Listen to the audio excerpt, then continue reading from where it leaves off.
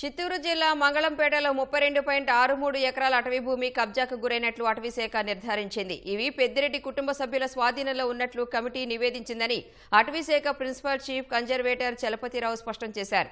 నిబంధనల ప్రకారం వాటిని స్వాధీనం చేసుకునేలా చర్యలు ప్రారంభించామన్నారు. అక్రమార్కులను ఎవరినీ వదలబోమని, వారికి సహకరించిన అధికారులపైన చర్యలు ఉంటాయని చెప్పారు.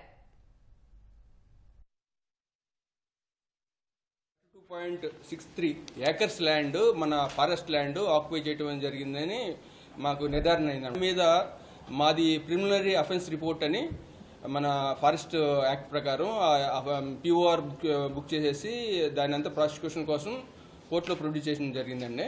మేము ఏంటంటే ఎక్కడైతే ఎంక్రోచ్మెంట్స్ ఉన్నాయో ఏది కూడా వదిలేది లేదు, అన్నిటి మీద యాక్షన్ తీసుకుంటాం. 4 పేరు మీద ఉందండి మొత్తం, అది 4 పేరు మీద కూడా అఫిడవిట్స్ ఫైల్ అయినాయి. 4 ఏమిటంటే మనకి ఒక 15 ఎకరాలు శ్రీ పెద్దిరెడ్డి రామచంద్రారెడ్డి గారని ఆయన పేరు మీద ఉంది. ఒక 10.8 ఎకరాలు Srimati P Indiramma wife of late P Bhaskar Reddy గారి పేరు మీద ఉంది. తర్వాత 21 ఏకర్స్ ల్యాండ్ మిథున్ రెడ్డి గారి పేరు మీద ఉంది. తర్వాత 0.89 ఏకర్స్ ల్యాండ్ పి ఇందిరమ్మ పేరు మీద ఉంది.